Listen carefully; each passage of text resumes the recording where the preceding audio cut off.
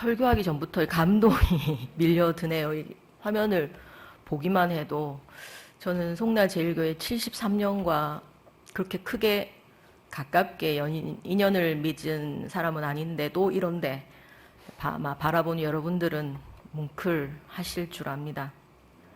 바로 73년 동안 다름 아닌 주의 성령께서 세우시고 이끄시고 또 축복하신 줄 믿습니다.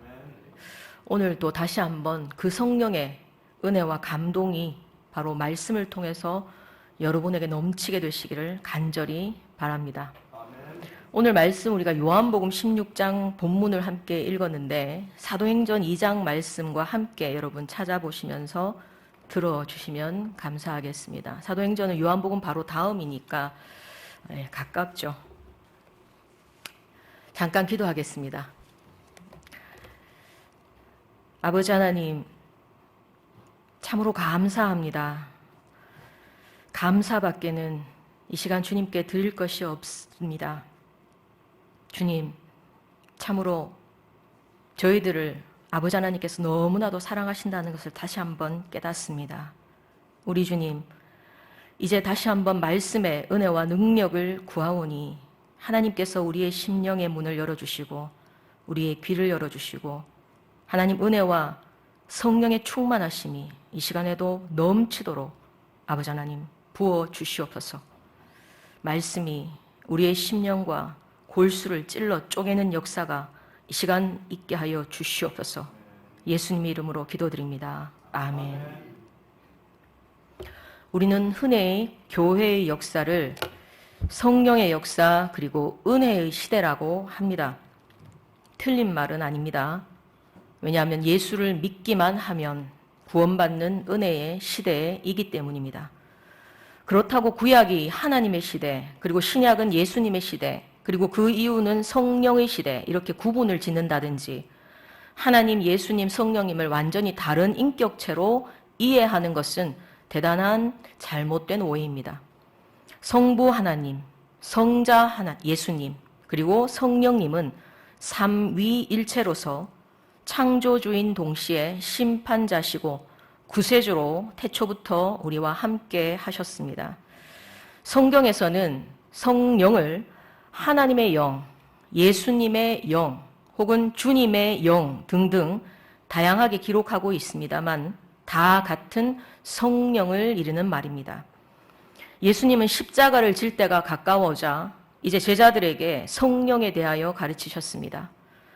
요한복음 14장과 15장 그 부분을 살펴보면 성령이 너희와 영원히 함께 있으면서 내가 가르쳤던 말씀들을 생각나게 하시고 깨우치시고 나를 증거하도록 할 것이라고 말씀하셨습니다. 왜 예수님께서는 성령님이 오셔야 한다라고 했었을까요? 인류의 구속을 위해서 성육신 하셨던 주님은 이제 이후로는 영으로 우리와 함께 하시며 십자가의 구원 사건이 과거의 사건이 아니라 재림과 종말 때까지 모든 세대에 연속적으로 이어져 가게 할 것이기 때문입니다.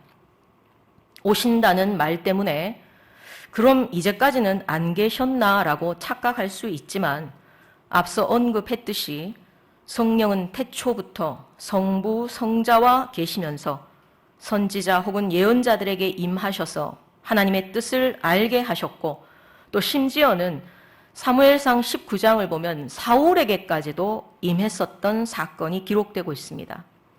그러므로 성령님을 보낸다 혹은 오신다라고 하는 것은 이제 예수님을 믿는 이들에게 임재한다라는 것을 뜻하는 표현입니다. 그래서 사도행전 1장 4절에서도 예루살렘을 떠나지 말고 너희는 성령을 기다리라고 명령하셨습니다. 제자들은 일단 사도행전 1장 12절에 가룟 유다를 대신하여 새로운 제자를 세우고 있습니다. 물론 이때도 성령의 인도하심 가운데 있었지만 제자들 스스로는 그것을 깨닫지 못했던 것으로 보입니다. 사도행전 1장 16절에서 형제들아 성령이 다윗의 입을 통하여 예수 잡는 자들의 길잡이가 된 유다를 가리켜 미리 말씀하신 성경이 응하였으니 라고 말씀하고 있고 24절에 그들이 기도하여 이르되 무사람의 마음을 아시는 주여 이 두 사람 중에 누가 주님께 택하신 바 되어 이런 구절들을 읽어보면 제자들은 생전에 자신들이 모셨던 그 예수님을 생각하며 기도는 하고 있지만 그들과 함께 하시는 주님의 영을 인지하고 있지는 못하는 듯합니다. 그럴 수밖에 없는 것이 그들은 예수님과 함께 직접 먹고 마시며 살면서 온갖 기적과 이적을 예수님이 직접 행하신 것을 눈으로 보며 그것을 성령과 연관시키지 못했을 것입니다. 이런 이유로 제자들에게는 성령을 인지할 수 있는 특별한 체험이 필요했었을 것입니다. 오늘날에도 마찬가지입니다. 이 예배 가운데 그리고 우리가 기도하는 곳에 삶의 모든 여정에 사실은 성령님이 함께 하시지만 우리는 믿지만 인지하지 못할 때가 너무나도 많습니다. 사도행전 2장 1절에서 13절에 성령님은 제자들 가운데 불같은 임재의 모습으로 그 존재감을 드러내셨습니다. 또 방언이라는 은사를 부어주심으로 성령을 알지 못하던 그 제자들에게 증거를 남기고 있습니다. 오순절 성령 임재 사건이 얼마나 큰 충격이었냐 하면 오늘날까지도 이 방언을 성령 받은 것의 가장 확실한 증거로 생각하는 분들이 있습니다. 사실은 그렇지 않습니다. 방언은 성령님이 주시는 여러 은사 가운데 하나일 뿐이라고 바울 역시 기록하면서 그것을 자랑거리로 삼지 말라 경고하시고 있습니다. 은혜와 은사를 구분해야겠죠. 우리는 하나님의 은혜로 구원받았습니다. 은사는 성도들에게 하나님의 일을 더 잘하도록 하시는 재능, 탤런트로서 다양하게 주어집니다. 그리고 그 방언은 그 중에 하나일 뿐이고 성령님의 구원 역사라는 거시적인 측면에서 볼 때는 중요한 부분은 아니라고 저는 생각합니다. 그렇다면 성령 임재가 왜 중요하며 우리 성도들이 왜 성령을 받아야 하는가? 그것은 오늘 우리가 함께 읽었었던 요한복음의 말씀처럼 예수님의 구원 사역을 이제 우리들이 이어나가야 하기 때문입니다. 가장 먼저 성령께서는 죄를 깨닫게 하신다라고 말씀합니다. 요한복음 16장 8절을 다시 한번 볼까요? 그가 와서 죄에 대하여, 의에 대하여, 심판에 대하여 세상을 책망하시리라. 예수를 믿는다는 것은 단순히 예수님의 이름을 알고 역사적인 예수, 과거에 계셨던 예수를 안다라는 수준이 아닙니다. 예수를 믿는다는 것은 십자가의 구원 능력을 믿는다는 말이며 바로 그 은혜로 내가 구원받았음을 믿는다라는 신앙 고백입니다. 간단하네, 쉽네 라고 생각하실 수 있습니다. 그러나 사실 그렇지 않습니다. 초대교회에서는 이 예수를 내가 믿는다라는 고백 자체가 순교로 이어졌었고 그리고 기독교 신앙의 증거가 되었었습니다. 하지만 오늘날은 어떻습니까? 교회에 다니는 것과 십자가의 예수를 진정 내 구세주로 믿는다는 것이 늘 동일한 것은 아닌 시간이 되었습니다. 이 땅에 하나님이 직접 성육신하셔서 우리의 죄, 나의 죄 때문에 십자가의 순환을 당하고 죽으셨다는 것을 읽고 듣고 생각할 때에 여러분 여전히 가슴과 심령이 찔리는 아픔을 느끼십니까? 그래서 주님을 생각하면 십자가를 바라보면 감사가 절로 나오십니까? 가장 중요한 것은 십자가 앞에 섰을 때 나는 죄인입니다 라는 회개의 기도가 나도 모르게 터져 나오십니까? 답은 우리 자신과 아마 하나님만이 아시리라고 생각합니다. 겉으로 드러날 수가 없기 때문입니다. 성도 여러분, 예수 신앙의 가장 첫 시작이요 중요한 근거는 바로 죄를 깨닫고 회개하는 데 있습니다. 내 죄 때문에 예수님이 십자가에 죽으셨음을 깨닫게 되면 물론 감사합니다. 그런데 그 동시에 내가 죽을 수밖에 없는 죄인이구나라는 것을 더욱더 깊이 깨달을 수밖에 없는 법입니다. 누가복음 5장은 베드로가 제자가 되는 과정을 다른 공간 복음보다는 조금 더 다르게 자세하게 기록하고 있습니다.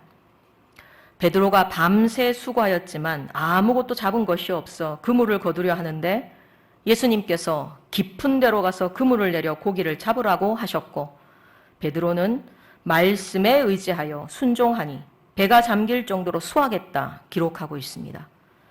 그리고 5장 8절을 보면 시몬 베드로가 이렇게 고백합니다. 주여 나를 떠나소서 나는 죄인이로소이다.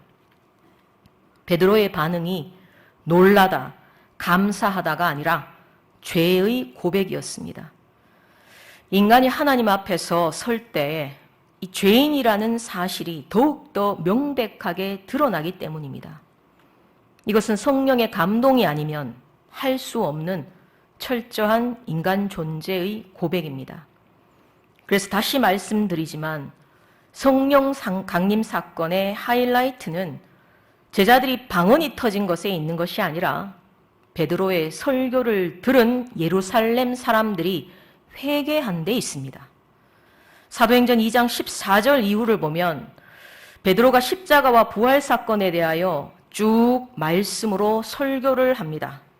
그리고 2장 37절에 그들이 이 말을 듣고 마음에 찔려 베드로와 다른 사도들에게 물어 이르되 형제들아 우리가 어찌할꼬 하거늘 베드로가 이르되 너희가 회개하여 각각 예수 그리스도의 이름으로 세례를 받고 죄 사함을 받으라 그리하면 성령의 선물을 받으리니 라고 말씀하고 있습니다.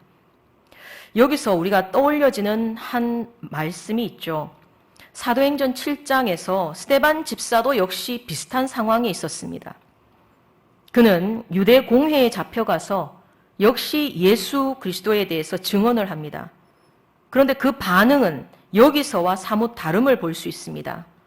7장 54절에 그들이 이 말을 듣고 마음에 찔려라고 되어 있습니다. 여기까지는 베드로의 설교를 들었던 군중들과 같은 진동이 있었다라는 것입니다. 마음에 찔리는 양심의 가책을 똑같이 느꼈습니다. 그런데 그 이후의 반응은 어떻습니까? 베드로의 설교에 대하여 마음이 찔렸던 군중이 회개하고 세례를 받은 반면에 스데반을 잡은 공회원들은 스데반을 향하여 이를 갈거늘 그를 성 밖으로 내치고 돌로 쳐 죽였습니다. 앞서도 얘기했지만 베드로가 죄인임을 고백한 것 어려운 일입니다. 우리 어렸을 때 보면 어린아이들도 잘못한 것을 잘못했다라고 잘 얘기하는 아이들도 있지만은 끝까지 고집을 부리면서 절대로 잘못했다고 얘기하지 않는 경우도 있습니다. 저도 그런 기억이 있습니다. 그래서 더 맞았던 것 같습니다.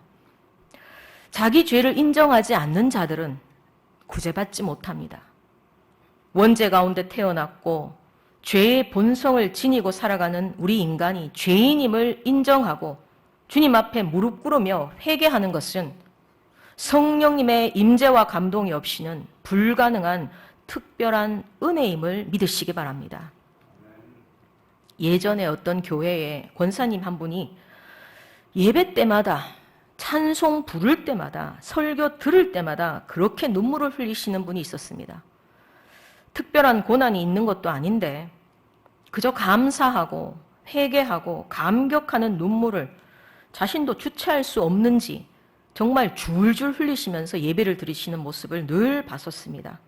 그러면서 항상 너무 부끄럽습니다 라고 말씀을 하시더라고요. 그래서 제가 그랬습니다. 권사님, 그것이 얼마나 큰 은혜인지 그리고 은사인지 아셔야 합니다. 부끄러워하지 마시고 주님께 맡기시고 의지하시고 자유롭게 회개할 것 회개하시고 감사할 것 감사하시면 됩니다 라고 말씀드렸습니다. 예배의 감격, 말씀의 찔림과 진동이 사라져버린 오늘날 아닙니까? 회개의 눈물이 말라버린 오늘날, 그것은 정말 얼마나 귀한 은혜인지 모릅니다. 그리고 큰 은사인지 모릅니다. 주님 때문에 울고 웃을 수 있는 것은 저는 은사라고 분명히 생각합니다. 성도 여러분, 예배 때에, 기도할 때에 주님, 이 죄인을 용서해 주십시오. 구원해 주셔서 감사합니다라는 기도가 터져 나오는 것, 그것은 성령님의 은혜임을, 성령님이 임재하시고 있다라는 증거임을 깨닫고 더 감사하시기 바랍니다. 그 은혜가 여러분 자신에게, 여러분의 가정에, 우리 교회에 더 충만할 수 있도록 더 기도하시기 바랍니다. 두 번째로, 성령님은 불의와 거짓이 아닌 진리의 성령님이시다라는 것을 주님이 말씀하고 있습니다. 요한복음 16장 13절에 그가 너희를 모든 진리 가운데로 인도하시리니 그가 스스로 말하지 않고 오직 들은 것을 말하며 장래일을 너희에게 알리시리라. 성령은 하나님의 영, 예수의 영으로서 하나님의 뜻을 전하십니다. 예수님의 탄생 때를 우리가 한번 생각해 보시기 바랍니다. 성령님이 구약의 선지자들을 통해서 하나님의 뜻과 계획을 예언하게 하셨었고 그것이 그대로 이루어졌습니다. 또한 성령은 예수님의 가르침과 다른 말씀을 가르치지 않는다라고 오늘 본문에서 말씀하고 있습니다. 공생애 동안에 제자들에게 가르쳤었던, 말씀하셨던 바로 그 말씀을 계속해서 기억하게 하시고 깨닫게 하시고 그리고 인도하십니다. 그러므로 여러분, 오늘날 혹시 성경에 없는 말과 가르침을 내가 받은 특별한 계시라고 하는 그 속임수는 이단입니다.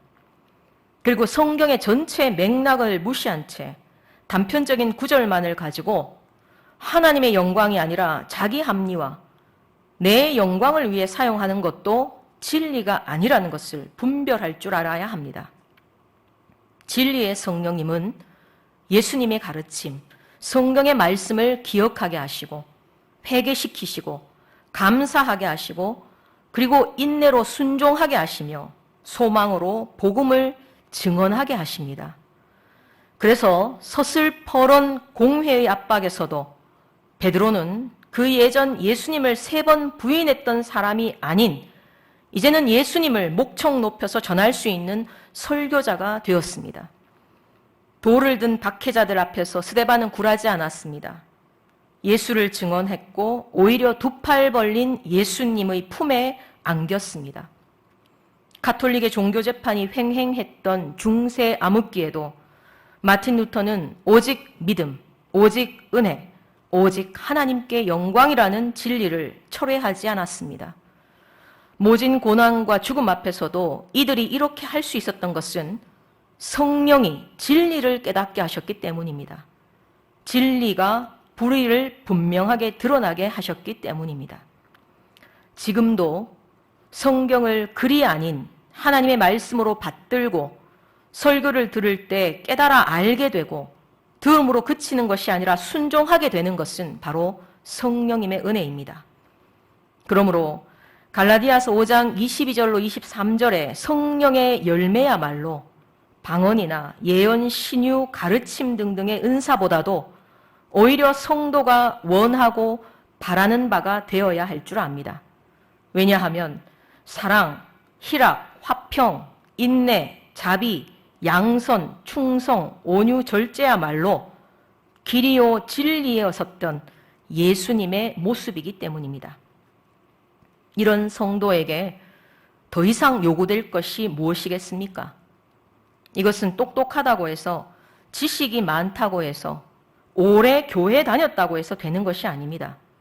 성령의 감동으로 훈련되고 성령의 인도하심으로 깎이고 변화될 때에 가능한 것입니다.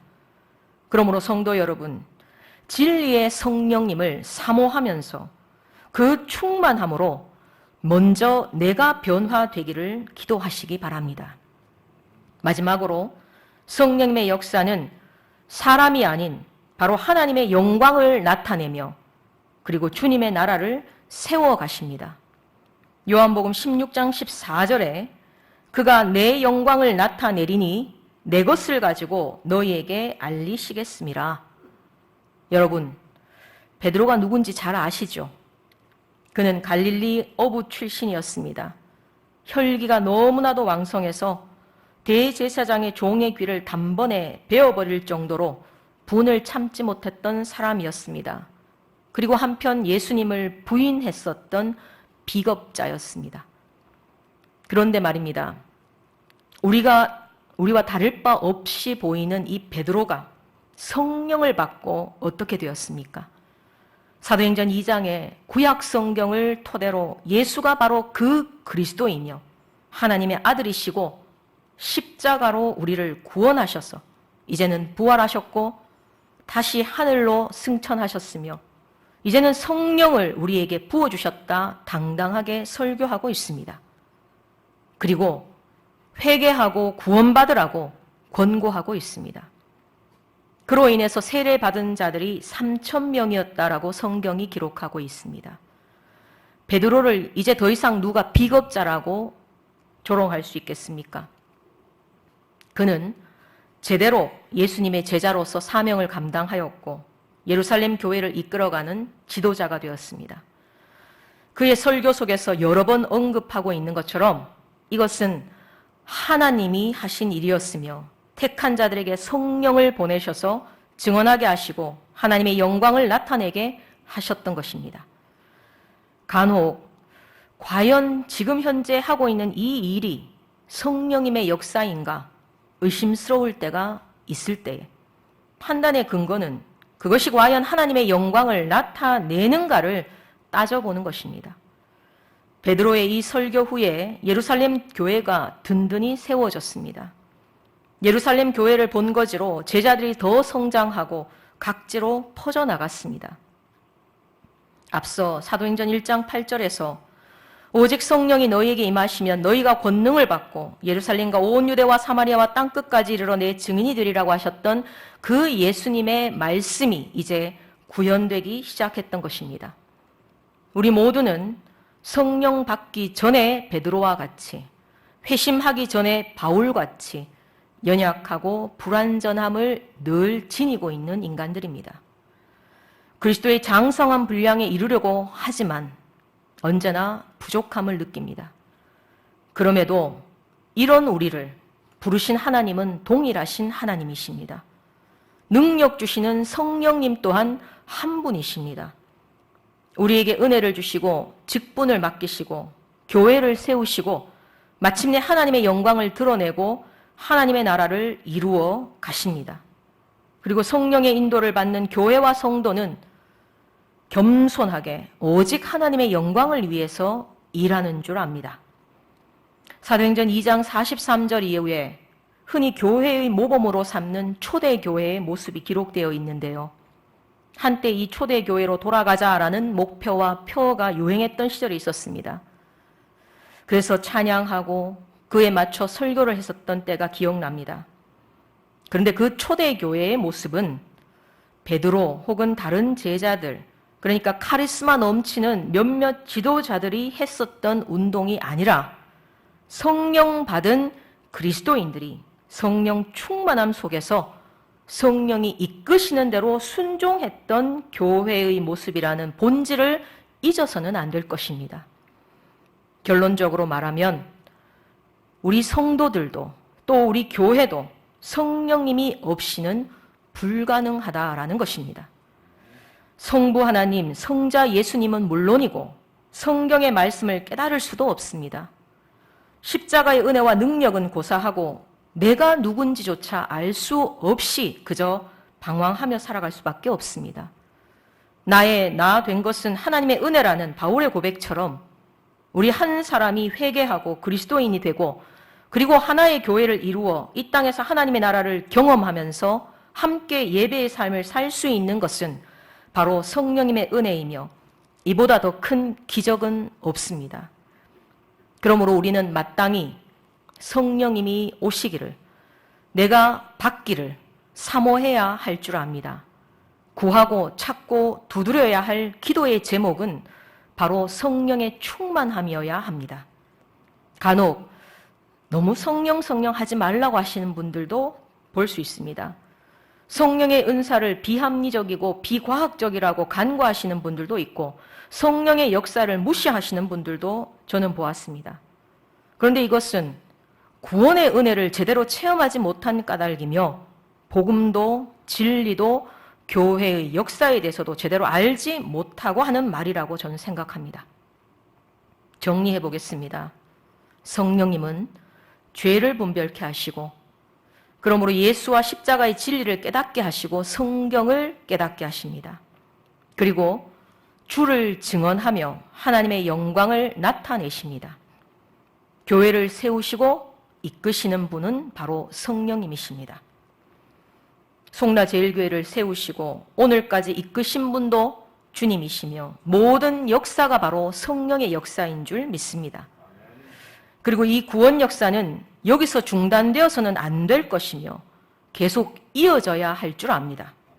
그것이 저와 여러분의 소명이라는 것을 믿으시기 바랍니다. 우리 모든 그리스도인의 소명임을 믿으시기 바랍니다. 자, 그렇다면 우리가 어떻게 해야 되겠습니까? 성령을 받는 것은 물론이고 충만해야 할 줄 압니다. 예수를 구주로 믿고 세례를 받아서 성도가 되어 여기에 있다는 것은 바로 우리가 이미 성령의 은혜를 받았다는 증거입니다. 에스겔 37장에 마른 뼈가 살아나는 역사를 통해서 우리의 영이 살아났다는 바로 그 말씀과 같이 생각할 수 있습니다. 하지만 겨우 거기에 만족하시겠습니까? 그저 살아있는 것에 만족할 것이 아니라 충만한 성령의 은혜 안에서 역동적인 하나님의 군사로서 살아야 하지 않겠습니까? 에스겔 47장에 성전에서 흘러나온 물이 발목까지 차고 그 다음은 허리까지 그리고 온몸이 잠길 만큼 되어서 그 은혜 속에서 평안을 누리며 풍성한 열매를 맺게 되는 그 광경처럼 우리는 성령 충만한 삶을 살면서 처음에 그 제자들처럼 주님의 증인으로 승리할 수 있게 되는 것입니다. 또 한 가지 성령님은 기계적으로 우리와 함께 하시는 분이 아니라는 것을 명심해야 합니다. 내가 어떤 상태로 있든 내가 어떻게 살든 한 번 오신 성령님께서 늘 나와 함께 하시는가? 데살로니가전서 5장 19절에서 성령을 소멸하지 말라고 가르치고 있습니다. 이 말은 성령님은 소멸할 수 있다. 즉 사라질 수 있다. 떠날 수도 있다라는 말씀입니다. 성령님은 하나님의 영이시며 예수님의 영이십니다. 우리가 죄를 짓고 하나님을 배반한 불의한 길을 걸어간다면 그 속에 어떻게 성령께서 거하실 수 있겠습니까? 시편 51편에서 밧세바를 취했던, 그래서 우리아를 살해할 수밖에 없었던 다윗이 나단 선지자로부터 죄를 지적받자 성령이 떠나실까 두려워하면서 회개하고 기도하는 것을 볼 수 있습니다. 천하의 다윗도 성령님이 떠나시면 자신이 아무것도 아니라는 것을 너무나도 잘 알고 있었기 때문입니다. 그러므로 시편 1편은 이렇게 선언합니다. 복 있는 사람은 악인들의 꾀를 따르지 아니하며 죄인들의 길에 서지 아니하며 오만한 자들의 자리에 앉지 않는다라고 말입니다. 주님은 사랑하고 용서하라고 가르쳤지만 죄를 미워하고 늘 경계하라고도 하셨습니다. 죄의 본성을 아직까지도 지니고 있는 우리가 죄를 우리의 노력으로 멀리할 수 있을까요? 아닙니다. 은혜로만 할 수 있습니다. 성령 충만으로만 할 수 있는 것입니다. 어떻게 가능합니까? 성경은 성령 충만을 위해서 기도하라고 말씀하십니다. 누가복음 11장에서 너희가 악할지라도 좋은 것을 자식에게 줄 줄 알거든 하물며 너희 하늘아버지께서 구하는 자에게 성령을 주시지 않겠느냐라고 분명히 말씀하고 있습니다. 마가복음 9장 29절에도 기도 외에는 이런 종류가 나갈 수 없느니라. 기도하면 성령 충만함을 하게 만드시겠다라고 하십니다. 기도하지 않고는 기도하지 않고 우리가 구하지 않고 두드리지 않기 때문에 오늘날 성령의 임재를 모르는 성도들이 늘어나고 있습니다. 성령의 역사를 경험하지 못하기 때문에 그리스도인이 악한 세상에서 권세를 발휘하지 못하게 되었지 않았을까요? 그리고 성경의 말씀을 즐거워하면서 주야로 묵상해야 합니다.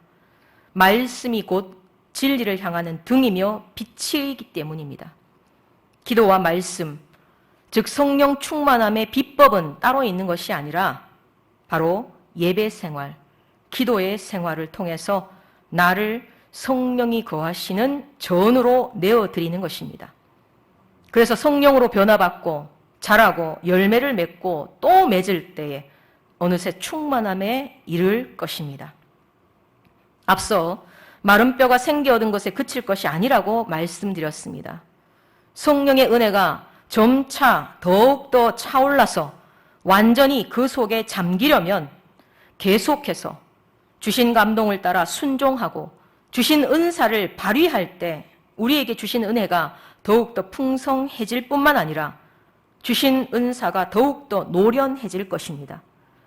여러분, 재능을 묵히면 아무것도 아니고 결국 사라지는 것을 볼 수 있습니다. 그것처럼 우리에게 주신 은사를 계속해서 사용하고 계속해서 개발할 때 우리는 바로 주님의 성장하고 주님의 군사로서 마스터가 될 수 있는 것입니다.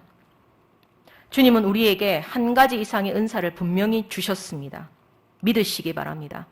찬송의 은사, 기도의 은사, 가르침, 섬김, 구제와 선교, 그리고 전도 이외에도 여러분의 종사하시는 직업조차 주님이 여러분 자신뿐만 아니라 세상에 하나님의 영광을 드러내도록 하시기 위해 주신 은사일 수 있습니다. 주님이 이 분야에서, 이 터전 속에서 교회와 이웃에게 봉사하라고, 하나님의 영광을 나타내라고, 하나님의 나라를 이루어 나가라고 내게 재능을 주셨고 기회를 주셨다라고 생각하면서 기쁜 마음으로 일하며 섬기고 봉사하고 또한 나아갈 때에 하나님의 영광 이전에 먼저 우리 자신이 살아나고 복을 받게 됩니다. 성도 여러분, 왕년에 은사 받았었고 왕년에 은혜 받았었던 추억은 힘이 없습니다. 직분 자체도 자랑할 것이 못 됩니다.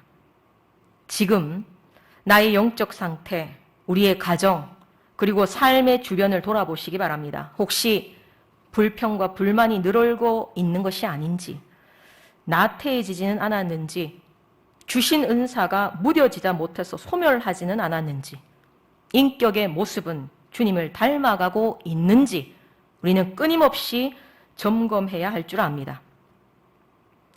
코로나로 위축되었었던 영적 생활에서 이제는 깨어나야 할 때입니다. 오늘 성령 강림절을 통해 성령 충만하심을 사모하게 되시기를 바랍니다. 성령 충만을 받아서 각성하고 주신 소명을 따라 하나님의 영광을 드러낼 뿐 아니라 하나님 나라의 평안을 이 땅에서 체험하며 살아가는 복된 성도들이 되시기를 기도합니다.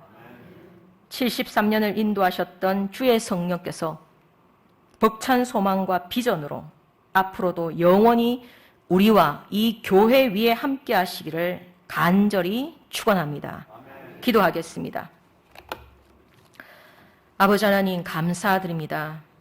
주님의 은혜로 여기까지 왔습니다. 에벤에셀의 하나님의 은혜를 다시 한번 찬양하며 감사합니다. 아버지 하나님, 참으로 주님의 성령의 그 감동하심이 오늘 혹시 잊혀지지 않았는지 사라지지 않았는지 스스로를 돌아보게 하여 주시옵소서.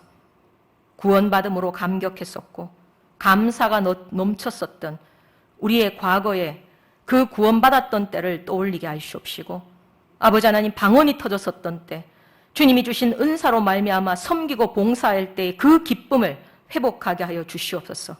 하나님 아버지, 주님 앞에 성령의 충만함을 구하고 찾고 두드리는 주의 백성들이 될 때에 하나님 반드시 주실 줄 믿습니다. 하나님 반드시 함께 하실 줄 믿습니다. 차고도 넘치도록 하실 줄 믿습니다. 성령의 충만함을 통하여 하나님 감사하며 하나님 더욱더 겸손하며 하나님 더욱더 인내하며 소망 가운데에 아버지 하나님 맡기신 사명 감당케 하여 주시옵시고 우리 서로 사랑에 매는 줄로 하나 되는 교회가 되게 하여 주시옵시고 그렇게 하나님의 영광을 드러내게 하여 주시옵시고 예수의 증인들로 승리하게 하여 주시옵소서. 그래서 하나님이 기뻐하시는 이 송라 제1교회 그리고 속한 모든 성도님들 그 가정 모든 터전이 되도록 주님 축복하여 주시옵소서. 예수님의 이름으로 간절히 기도드리옵나이다. 아멘.